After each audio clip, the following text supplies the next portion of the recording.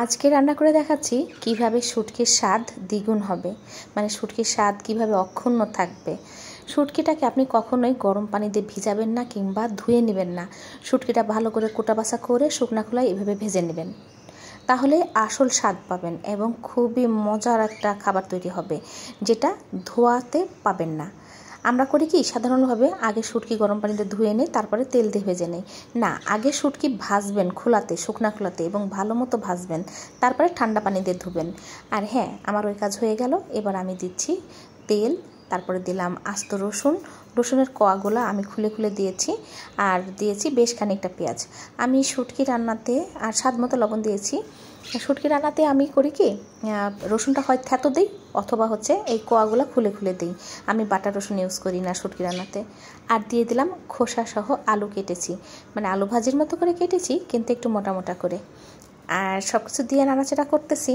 আমার সেই ভেজে নেওয়া শুটকি আমি যে ধুয়ে নিয়েছি, বেশ কয়েকবার ধুয়েছি।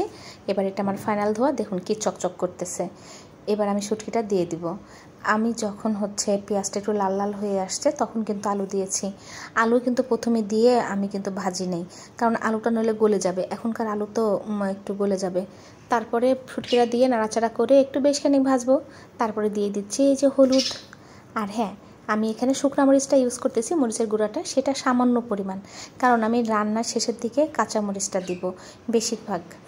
তো এই কাঁচামরিচটা শেষে দেওয়ার একটাই খেতে খুব মজা লাগবে। তো দেখুন, আমার এখানে কিন্তু নড়াচড়া দিয়ে তারপরে ঢাকনা দিয়ে ঢেকে দিয়েছি। এটা একটু জুস উঠবে, ভালো লাগবে। একটু আদা বাটা দিয়ে নিলাম এই সুযোগে, এবং ভালো করে নাড়াচাড়া দিয়ে সামান্য একটু জল দিয়ে দিচ্ছি। এটা বেশি দেব না, দিলে কি হবে, আলু কিংবা শুটকির দুটাই ঘন্ট হয়ে যাবে। আলুটাও চটা চটা থাকবে এবং শুটকিটা মানে ভালো রান্না হবে, কিন্তু গলে যাবে না। শুটকি গলে গেলে আমার ভালো লাগে না। আর রান্না আমি আবার ঢাকনা দিয়ে ঢেকে দিয়েছি।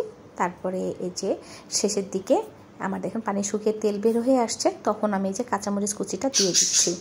একদম সবুজ থাকবে। এই মরিচটা দিয়ে যখন ভাত মাখায় খাবো না, তখন হেভি লাগবে। আর হ্যাঁ, আমি কিন্তু আদা বাটা, জিরা বাটা, কিংবা আদা বাটা দিয়েছি, জিরা কিন্তু এলাচ দারচিনি এই বাটাগুলো দিই নেই। আদা বাটা তো প্রথমে দিয়ে দিয়েছি, এটাতে আরও ভালো স্বাদ লাগবে। তো জিরা বাটা আর এলাচ দারচিনি এগুলো দিই নেই, এটার আমি গুঁড়া দিলাম। এটার গুঁড়াটা দিলে শুটকির খাবারটা যা স্বাদ হয় না, আর গন্ধটা খুব সুন্দর আসে। তো দেখুন, আমার রান্না কিন্তু শেষের দিকে। একদম রসুনটা দেখেন একদম আস্তে আস্তে আছে। তারপরে কাঁচামরিচটা দেখুন কি সুন্দর সবুজ হয়ে আছে। আর শুটকিটা একটু গলেনি, দারুণ। আর হ্যাঁ, আমি কিন্তু একটু কাটি নেই, মানে কোনো কাটাকাটি বাদ দিয়ে সরাসরি আমি রান্নাঘরেই একদম খেয়ে আপনাদেরকে দেখাচ্ছি। এই যে শুটকিটা দেখছেন কতটা সুন্দর হয়েছে। কাঁচামরিচটা দিয়ে যখনই খাবো, জটিল, মুখে দিলেই একদম পেট ভরে যাবে। আপনারা এইভাবে করে খেয়ে দেখেন, মানে শুকনা খোলায় ভেজে, না ধুয়ে ভাজবেন।